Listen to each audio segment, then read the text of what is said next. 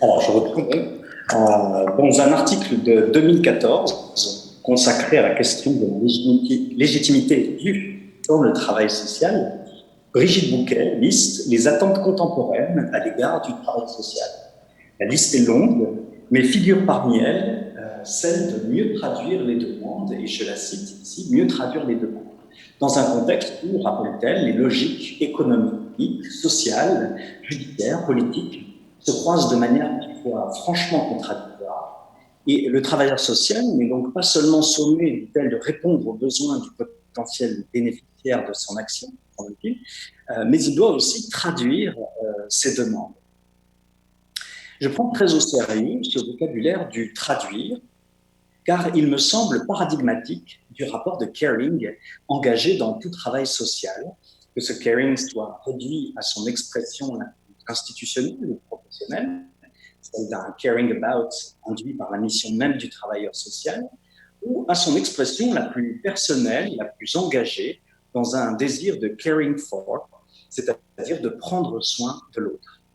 Lire la question du travail social à travers le paradigme de la traduction, c'est à la fois montrer la complexité de ce travail, avec ses promesses et ses limites, mais aussi révéler ses enjeux éthiques. S'il est vrai que le travailleur social est aussi un traducteur, que traduit-il exactement et à quel coût? À quel coût pour lui d'abord, dépositaire de nos plus grandes vulnérabilités, mais aussi pour le destinataire de l'action sociale, qui doit s'en remettre à la bienveillance d'un autre et espérer qu'il sera entendu, mais dont la parole risque d'être alliée. Est-ce que ça va? Oui, je peux continuer. Oui, très bien. Le travail social, donc la première chose que je voulais aborder, c'était justement dans quelle mesure peut-on utiliser ce paradigme de la traduction pour penser le travail social. La traduction intervient à tous les niveaux du travail social. Un travail bien réel de traduction est parfois nécessaire quand le travailleur social ne partage pas ou qu'il ne partage que partiellement la langue de son interlocuteur. Un recours à des traducteurs professionnels est d'ailleurs parfois nécessaire, vu que des passeurs de messages ou des décodeurs, ces traducteurs peuvent fournir au travailleur social des informations relatives à la culture de celui qui sollicite une intervention sociale. Outre les difficultés grandissantes, notamment sur le plan financier, des associations ou organismes qui proposent ces services de traduction, ces institutions sont confrontées à des problèmes de personnel et de logistique grandissants.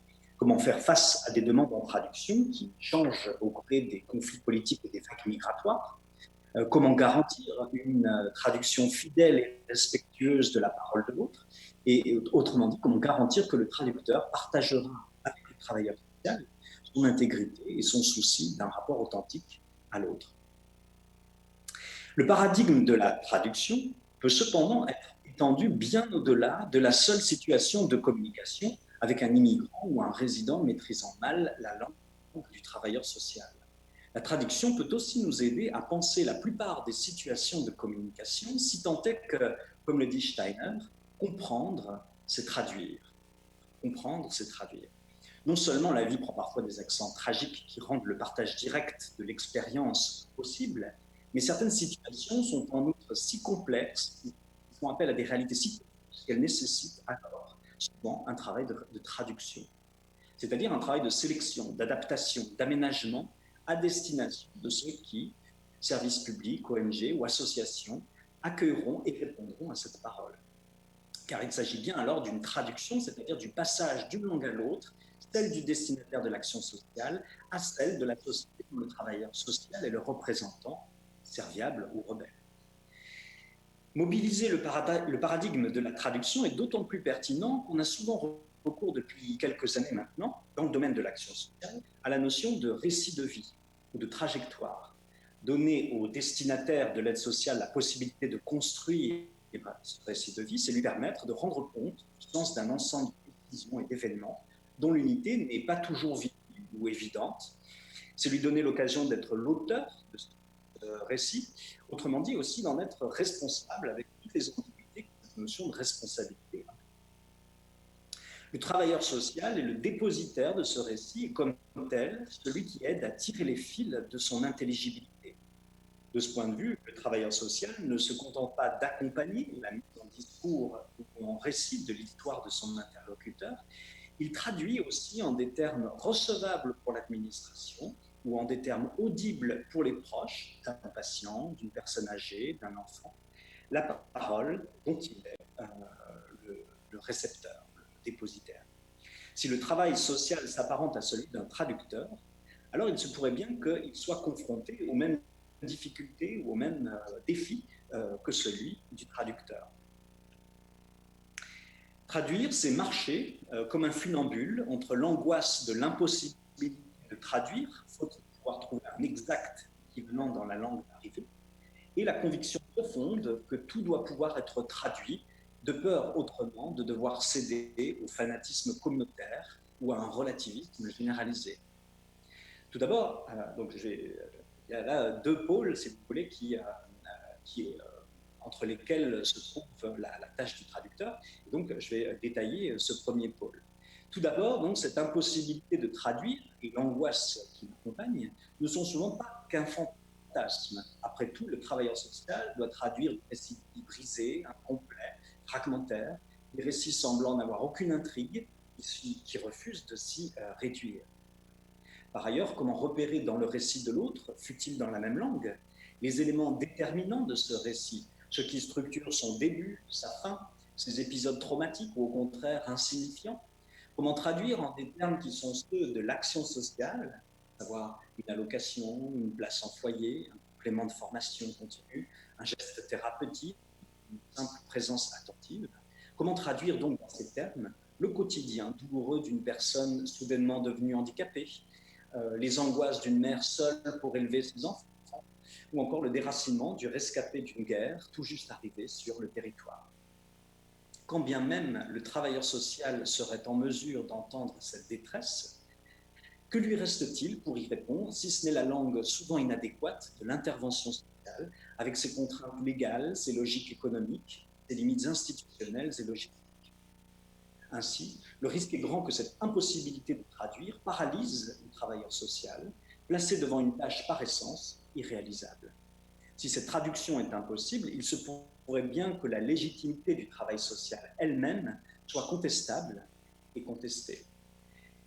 Or, on sait bien que le travailleur social doit déjà sans cesse rendre compte du bien fondé de son travail, qu'il doit de plus en plus justifier de l'efficacité de l'aide qu'il apporte, qu'il doit de plus en plus prouver l'intérêt de son propre travail, non pas seulement à ses propres yeux, non pas seulement pour le bénéficiaire de l'aide sociale, mais pour la société tout entière. Alors j'aborde maintenant le deuxième pôle. Mais voilà qu'un autre risque menace le travailleur social, celui qui consisterait à penser que, puisqu'il se trouve devant la tâche de traduire et que l'aveu d'un intraduisible est irrecevable, au contraire, tout pourrait être traduit. Soit parce que dans notre commune humanité, il existerait, sous la diversité apparente des langues et des cultures, des expériences communes de la souffrance, de l'exil, de l'amour, soit parce qu'il existerait des valeurs universelles qui transcenderaient les expériences particulières du travailleur social et du destinataire de l'action sociale. Selon cette perspective, le travailleur social doit pouvoir comprendre le destinataire de l'action sociale parce qu'il existerait un socle commun de la recherche du bien-être et de la vie bonne.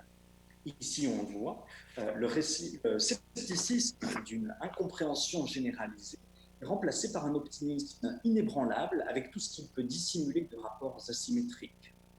Car enfin, aussi bien intentionnée soit-elle, l'action sociale peut aussi être animée par des logiques régulatrices, normatives, voire assimilationnistes. Le souci de l'autre, en effet, ne peut-il pas aussi cacher parfois l'inquiétude secrète que l'autre soit autre? On le sait, le travail social peut aussi, bien malgré l'intention de ses acteurs, souvent blesser, humilier, voire aliéner ceux qui sont censés en bénéficier. C'est que la tâche du travailleur social, comme celle du traducteur, peut aussi aplatir des différences, présupposer des similarités, effacer des singularités et, sous prétexte d'hospitalité, subordonner, dans ses pires extrêmes, asservir celui qui en est le bénéficiaire.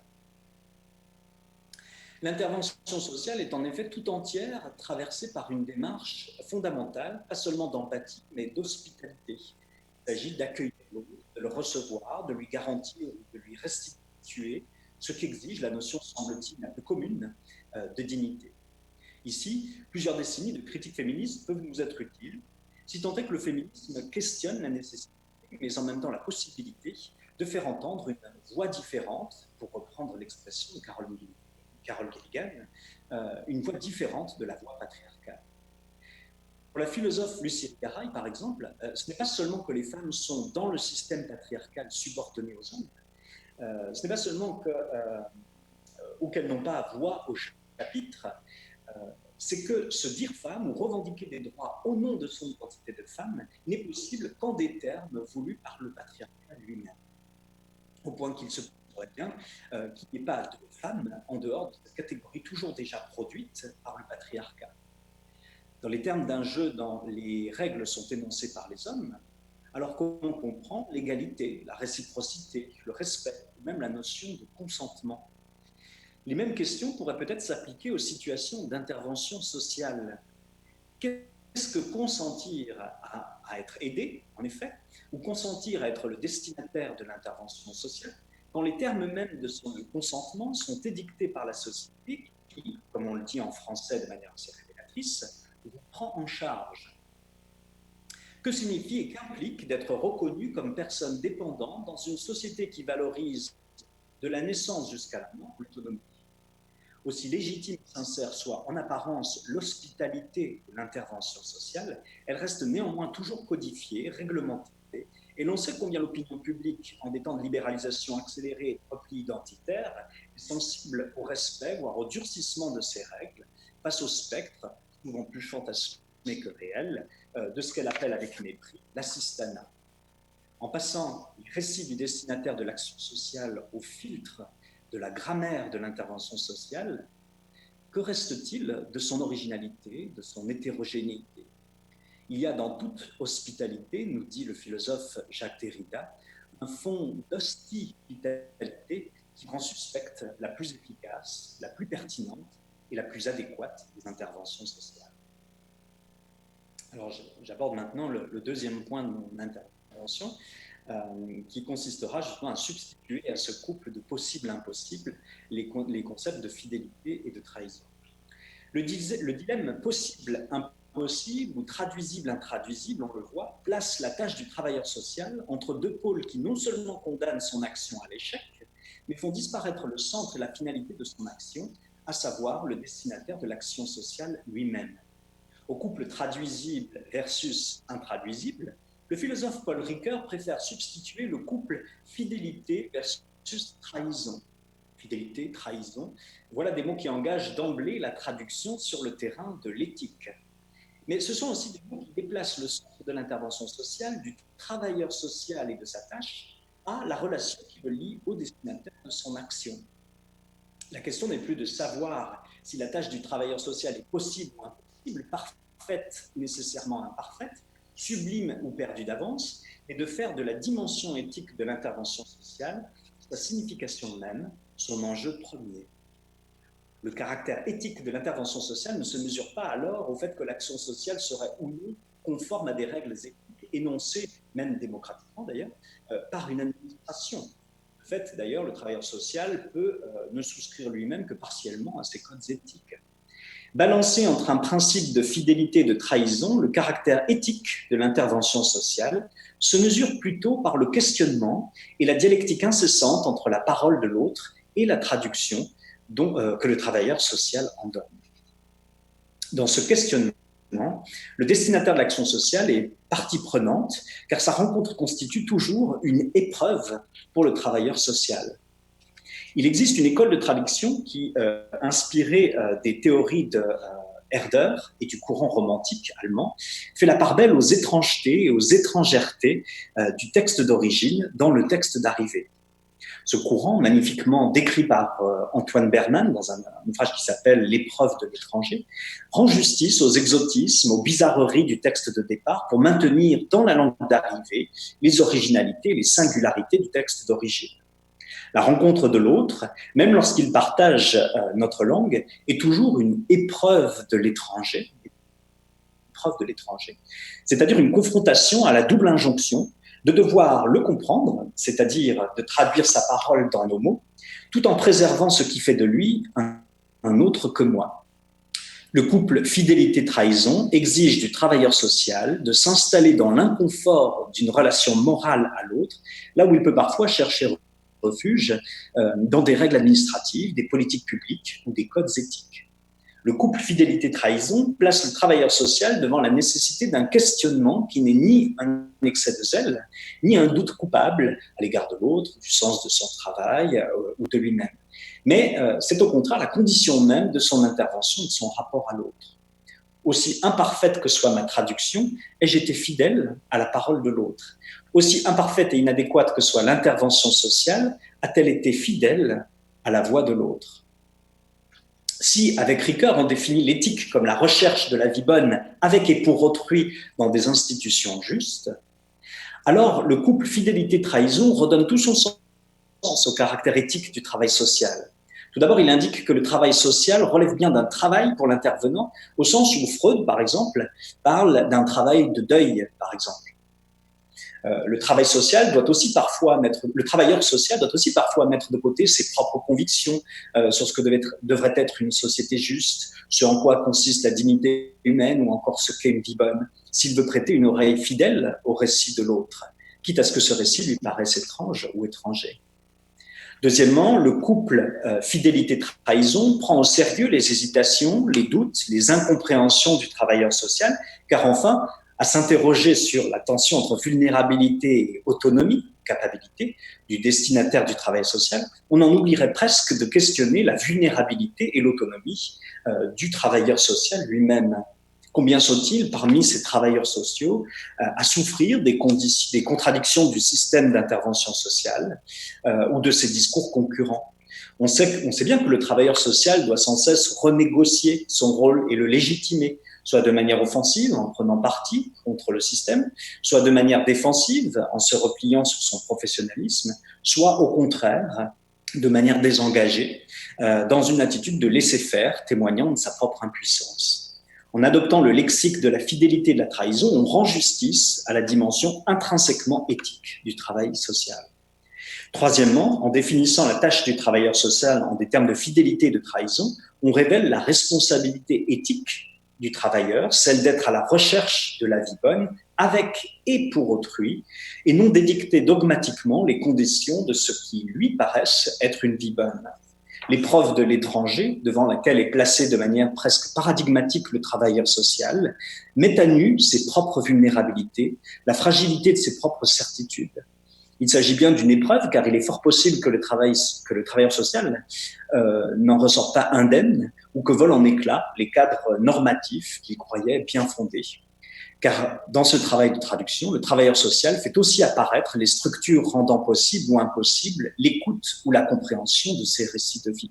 Autrement dit, le couple fidélité et trahison révèle aussi les contradictions devant lesquelles nous sommes parfois de devoir trouver les principes d'une vie bonne dans des institutions foncièrement injustes. Ainsi, penser la traduction et donc l'intervention sociale sur le mode de la fidélité et de la trahison exige parfois de déplacer les frontières entre ce qui est audible et inaudible, ce qui est dissible et ineffable, intelligible et inintelligible, et pour finir, acceptable et inacceptable, afin d'être le plus fidèle à la parole de l'autre. En conclusion, donc, le couple fidélité-trahison redonne toute sa centralité à la relation de caring qui unit le travailleur social au destinataire de l'action sociale. Aussi transformée et métamorphosée que puisse être la parole de l'autre dans l'action sociale, il subsiste une relation éthique, c'est-à-dire humaine, à l'autre, tant que le travailleur social maintient cet équilibre fragile entre fidélité et trahison, cette oscillation secrète et intime entre fidélité et trahison à la parole de l'autre. Le travailleur social est un travailleur de l'ombre, comme le traducteur, car il faut être un lecteur averti pour comprendre l'originalité, la pertinence et le sens d'une traduction. Pour beaucoup de lecteurs, comme pour beaucoup d'usagers, le traducteur ou le travailleur social ne sont-ils pas seulement des intermédiaires, des facilitateurs, pour ainsi dire, mécaniques du texte étranger ou du système social?